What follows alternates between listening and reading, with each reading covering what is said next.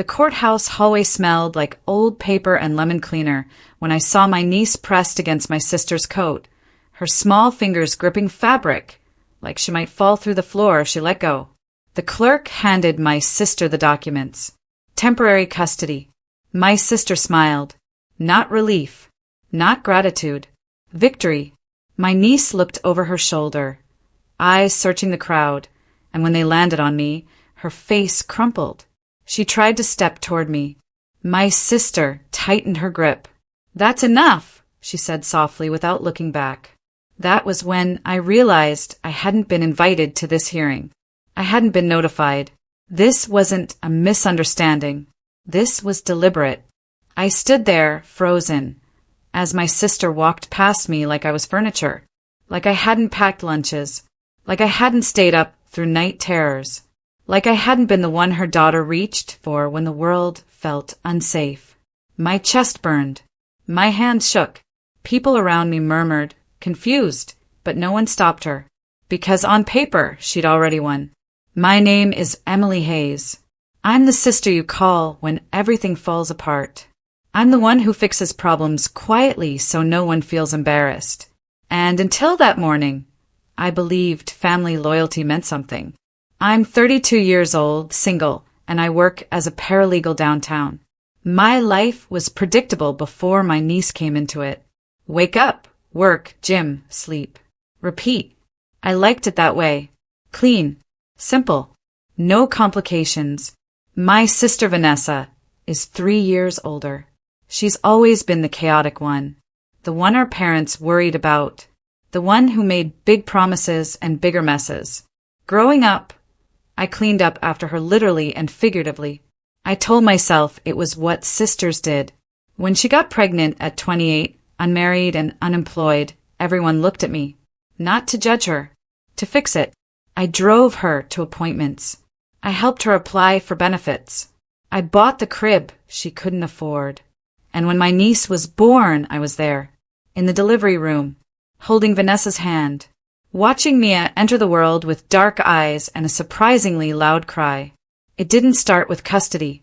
It started with late pickups, then missed parent-teacher meetings, then Mia showing up at my door with a backpack that smelled like stale clothes and shampoo she didn't recognize. "She's just staying for a bit," Vanessa would say, breezing past me into my apartment. "I've got this interview tomorrow. You know how it is." A bit turned into weeks. Weeks turned into routines. I didn't announce it. I just did it. Lunches labeled. Homework checked. Doctor appointments scheduled. Mia was 7 when the sleepovers became permanent. She never complained. Never asked when her mom was coming back. She just quietly unpacked her pink backpack and put her toothbrush in the cup next to mine. I bought her a bed, then a dresser, then books and art supplies and the stuffed elephant she slept with every night.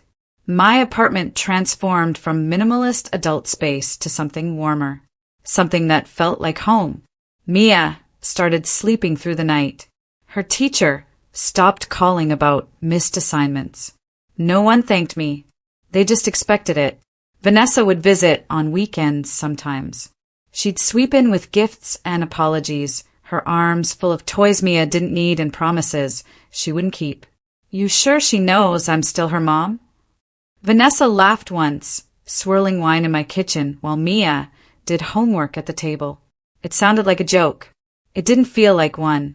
Mia looked up briefly, then back down at her math worksheet. She didn't answer. I should have paid attention to the edge in Vanessa's voice. The way her smile didn't reach her eyes. The way she watched Mia with something that looked less like love and more like possession. But I didn't. I was too busy being grateful that Mia was safe, that she was thriving, that the dark circles under her eyes had faded and she'd gained the weight her pediatrician had worried about. I told myself Vanessa would be grateful too. I told myself she understood I wasn't replacing her. I was just holding space until she got back on her feet. I was wrong.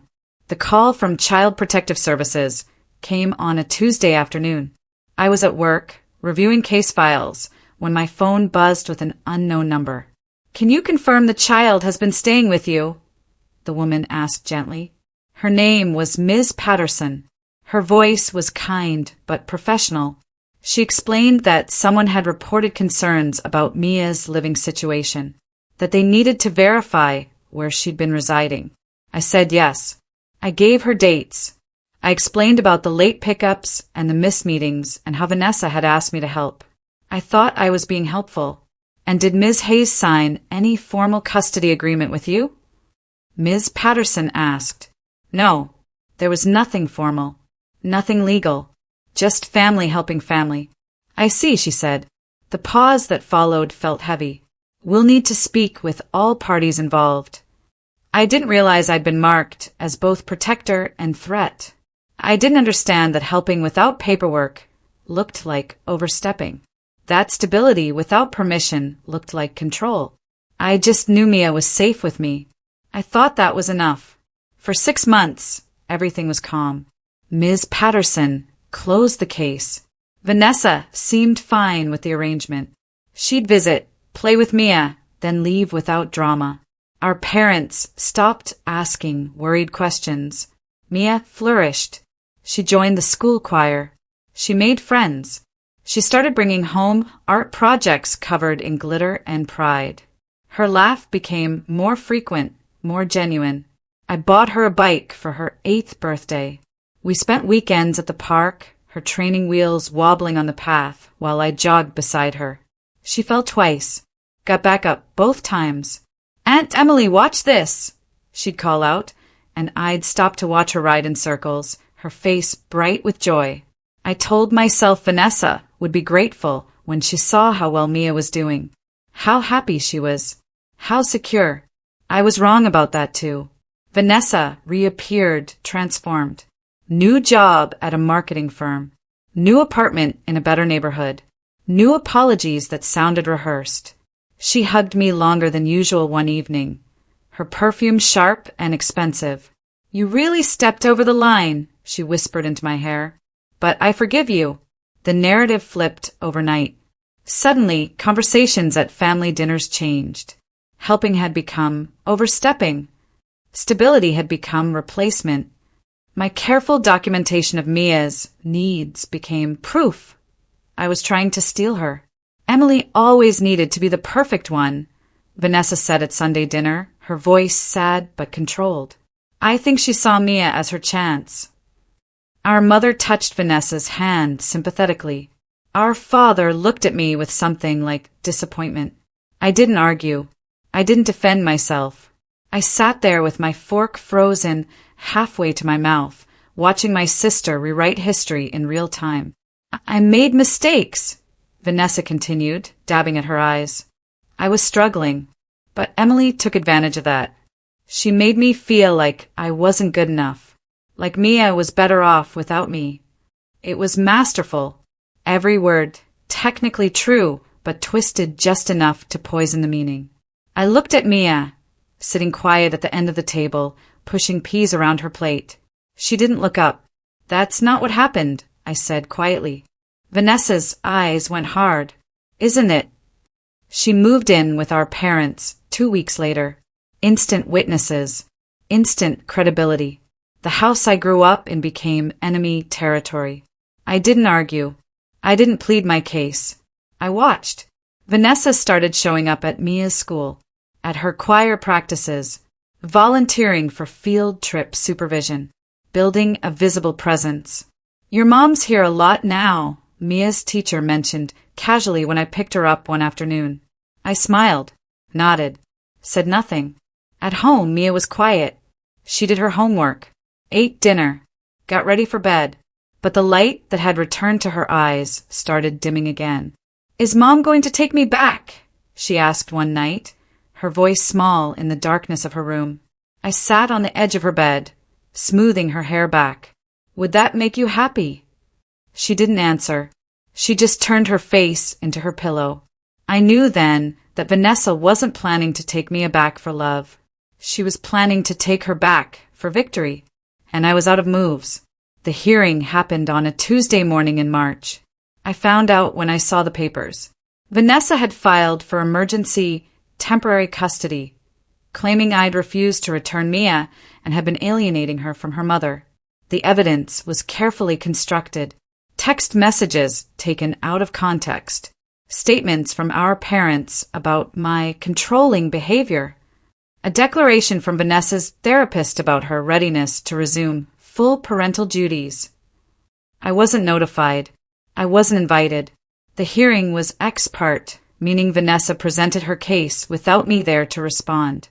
By the time I arrived at the courthouse, following an instinct I couldn't explain, it was over. The clerk handed Vanessa the documents. Temporary custody, effective immediately. My sister smiled. Not relief. Not gratitude. Victory. Mia's eyes found mine across the hallway. Her face crumpled. She tried to step toward me, but Vanessa tightened her grip on her shoulder. "That's enough," Vanessa said softly. I stood there, frozen, watching my niece being led away. People around me murmured, confused. But no one stopped her. Because, on paper, she'd already won. The phone rang at midnight that first night. I was lying in bed, staring at the ceiling. Mia's empty room a few feet away. "Aunt Emily?" Her voice was barely a whisper. "I'm not supposed to call you."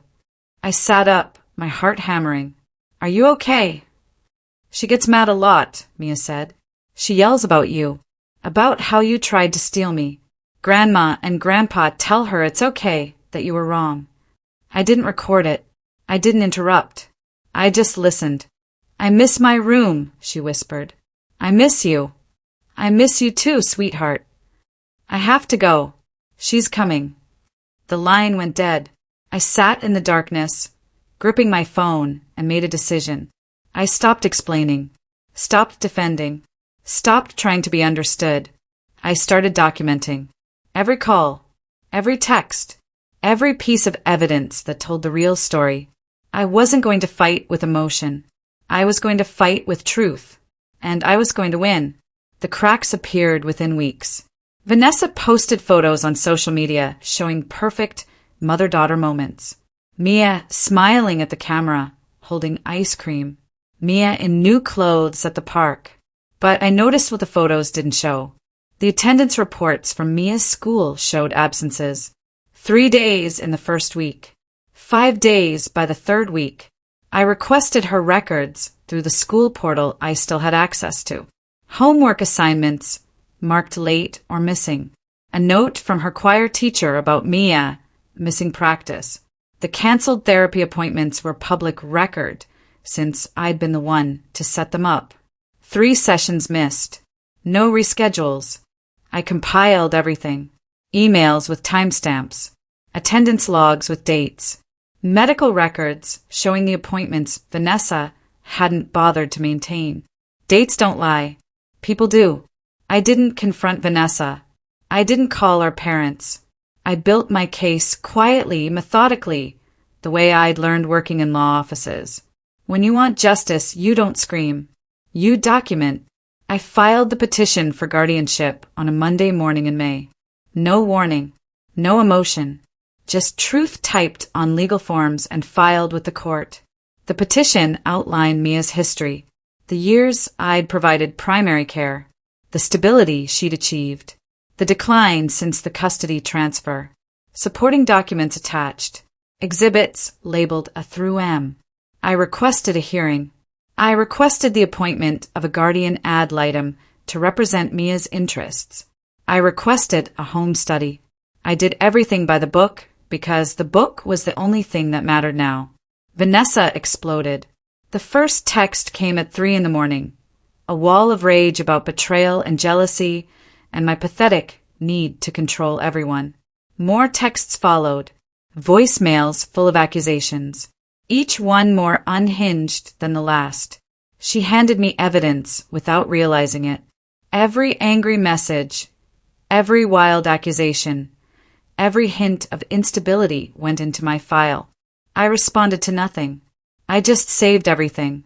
The court appointed a guardian ad litem, a woman named Mrs. Brennan who'd spent 30 years in child welfare. She interviewed everyone. Me, Vanessa, our parents, Mia's teachers, Mia herself. She visited Vanessa's apartment, then mine. She requested records. She asked questions. I answered honestly. I didn't editorialize. I didn't attack Vanessa. I just stated facts. Why didn't you seek formal custody earlier? Mrs. Brennan asked during our second interview. Because I thought Vanessa would stabilize, I said. I thought she needed support, not replacement. I wanted Mia to have her mother. And now I want Mia to have safety, stability, someone who puts her needs first. Mrs. Brennan made notes. Her expression revealed nothing. When she interviewed Mia, I wasn't allowed to be present. I waited in the hallway, my hands clasped tight, praying that Mia would tell the truth. She did. Mrs. Brennan's report, filed 2 weeks later, was devastating in its clarity. It outlined the pattern of neglect, the instability, the emotional manipulation. It recommended that guardianship be transferred to me. The hearing was scheduled for June 15th. Same courthouse, different energy. I arrived early with my attorney, a sharp woman named Ms. Torres who specialized in family law. We'd prepared thoroughly, evidence organized, witnesses lined up, strategy clear.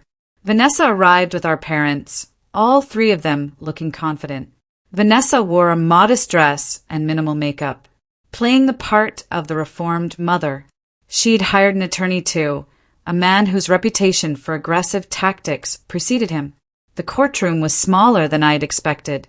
Wood paneling, fluorescent lights, a flag in the corner.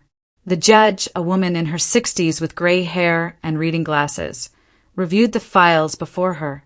This is a petition for guardianship, Judge Morrison began.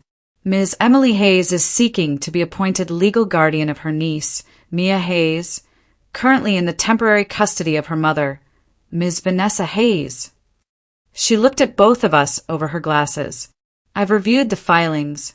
I've read the guardian ad litem's report. We'll hear testimony today. My heart hammered. This was it. Vanessa's attorney went first. He painted a picture of a mother who'd made mistakes but had worked hard to correct them. He emphasized her new job, her stable housing, her commitment to therapy. He characterized me as well-meaning but overreaching. Someone who'd taken advantage of Vanessa's vulnerability to insert myself into Mia's life. Ms. Hayes never sought to formalize any arrangement, he argued. She simply took over, making decisions without the mother's consent, creating a dependency that served her own needs. Vanessa testified. She cried at the right moments, spoke about her love for Mia, admitted her past struggles, but framed them as temporary setbacks. Emily made me feel like I wasn't good enough, she said, her voice breaking. Like I'd never be good enough. I'm Mia's mother. I love her. I just needed time. It was a strong performance. Our parents nodded along, supporting every word. Then it was my turn. Ms. Torres guided me through my testimony calmly. When did Mia start staying with me? What were the circumstances? How did I provide care? I answered clearly. No emotion. Just facts. Why didn't you seek custody earlier? She asked. Because I hoped Vanessa would stabilize. I didn't want to take Mia from her mother. I wanted to support them both. And why are you seeking guardianship now? I looked at the judge directly. Because stability matters more than winning. Mia thrived when she had consistency. She's declining now. She's missing school. Her therapy was canceled. She calls me late at night because she's scared. Objection, Vanessa's attorney stood. Hearsay. I'll allow it, Judge Morrison said. Continue. I'm not trying to replace Vanessa, I said quietly. I'm trying to protect Mia. Vanessa laughed, sharp and bitter. The judge's eyes cut to her, and something shifted in the room. The laughter died. Then the professionals spoke. Mia's second-grade teacher testified about the transformation she'd witnessed. A happy, engaged student who'd become withdrawn and anxious. When Mia lived with Ms. Emily Hayes, she never missed school, the teacher said. Her homework was always complete. She participated in class. Since returning to her mother, She's missed 12 days. Her work is suffering. Mia's therapist, Dr. Chin, testified about the cancelled appointments, about the progress Mia had made and how that progress had stalled. Consistency is crucial for children who've experienced instability, she explained. Mia needs a predictable environment. Mrs. Brennan, the guardian ad litem, presented her findings. She was clinical, thorough, devastating. In my professional opinion, Mia's best interests are served by placement with Ms. Emily Hayes, she concluded. The evidence shows a clear pattern of stable, nurturing care from the aunt versus inconsistent care from the mother. Each sentence tightened the room. Vanessa's confident expression cracked. Our parents shifted uncomfortably. Ms. Torres entered all our exhibits into evidence. Attendance records, medical records, screenshots of Vanessa's angry texts. The truth, documented and undeniable.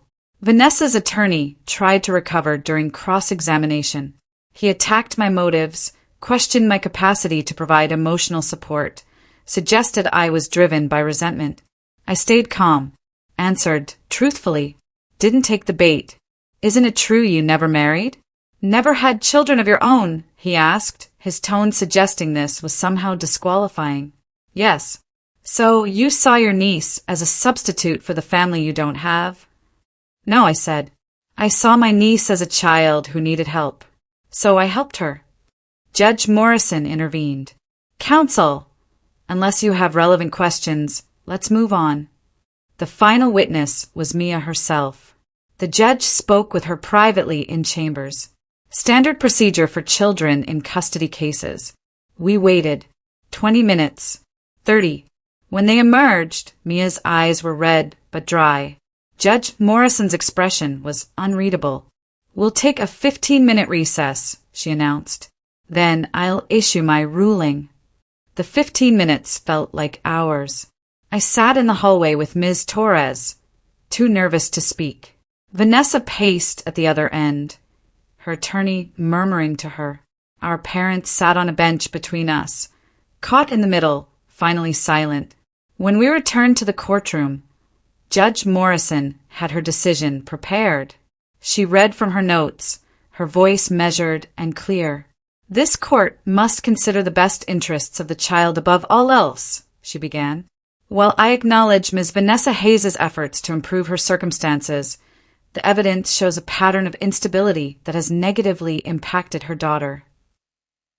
She detailed the findings, the missed school days, the cancelled therapy, the decline in Mia's well-being. In contrast, Ms. Emily Hayes provided consistent, nurturing care for an extended period. Under her guardianship, Mia thrived academically, socially, and emotionally. Vanessa gripped the table. Our mother gasped quietly.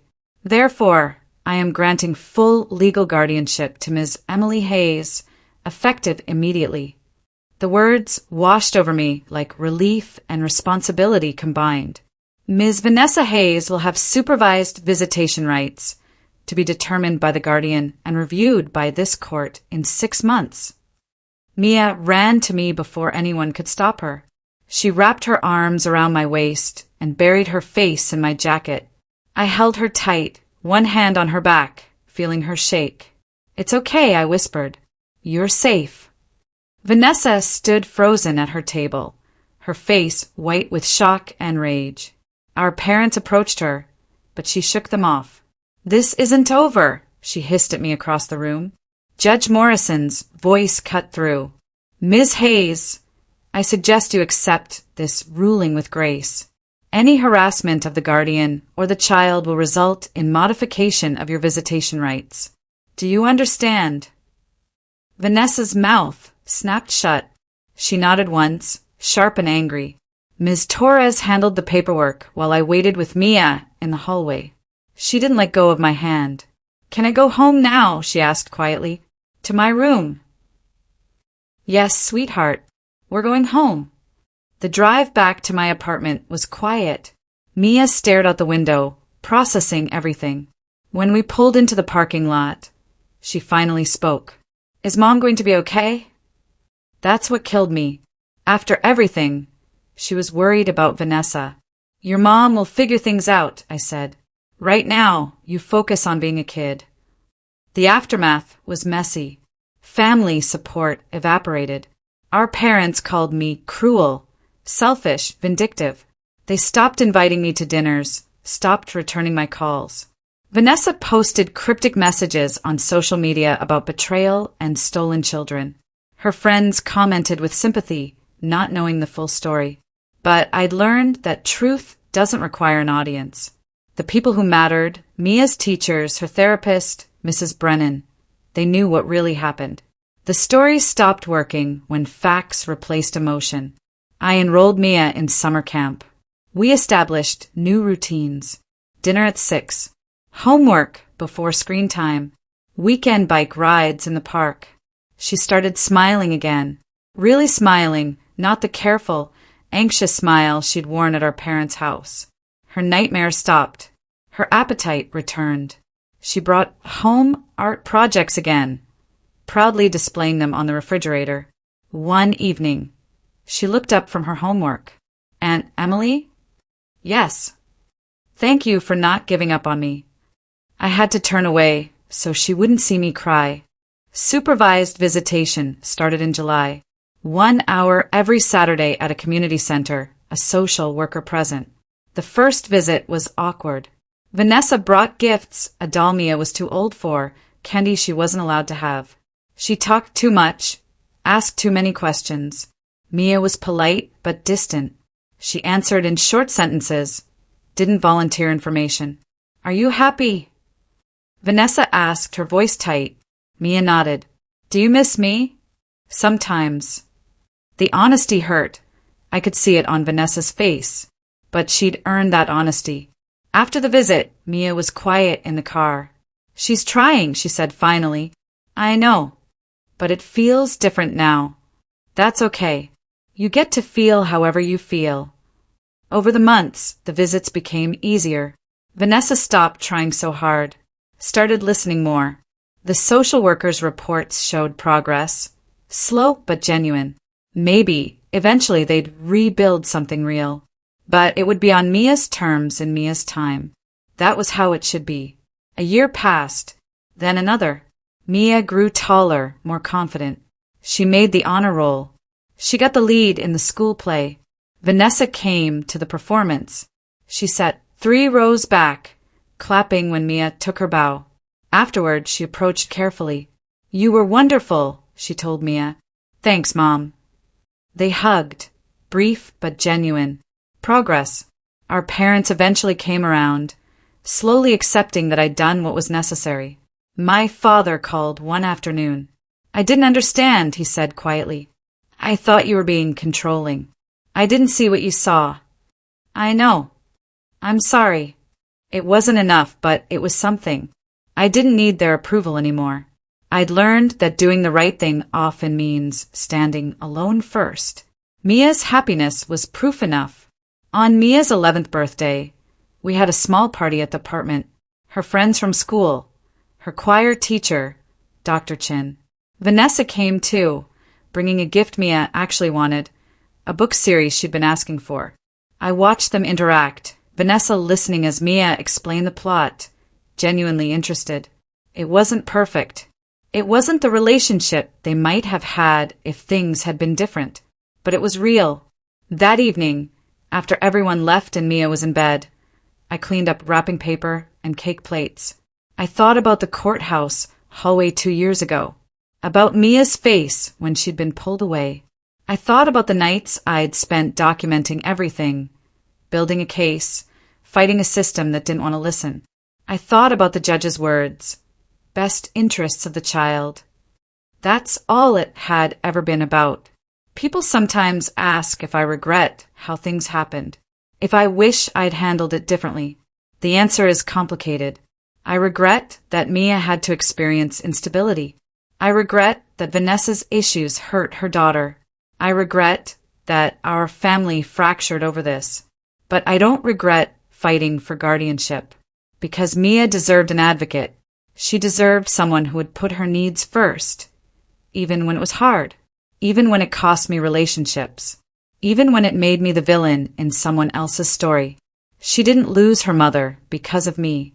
Vanessa lost custody because she tried to use love as leverage. Because she prioritized winning over her daughter's well-being. I just refuse to let that continue. The most powerful thing you can do isn't destruction. It's protection. It's standing up when everyone else sits down. It's choosing truth over comfort. Today, Mia is 13. She's thriving in middle school, playing clarinet in the band, talking about high school already. Vanessa has regular, unsupervised visits now. They go to movies, shop for clothes, talk on the phone. It's not the relationship Vanessa wanted, but it's the one they're building together. Our parents babysit, sometimes, slowly rebuilding trust with both of us.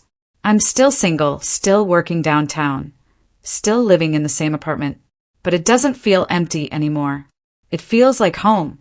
Last week, Mia came home from school with a permission slip for a field trip. "Will you sign it?" she asked. "Of course." She watched me sign my name, then said quietly, "I'm glad you're my guardian." "Me too, sweetheart." That's the thing about doing the right thing. It doesn't always look like victory. It doesn't come with applause or validation. Sometimes it just looks like a signed permission slip and a child who sleeps peacefully through the night. And that's enough. That's everything. If you've ever had to make a hard choice to protect someone you love, I'd love to hear your story. Comment below and tell me where you're listening from. And if you know someone who's fighting their own custody battle, share this with them. Sometimes we just need to know we're not alone.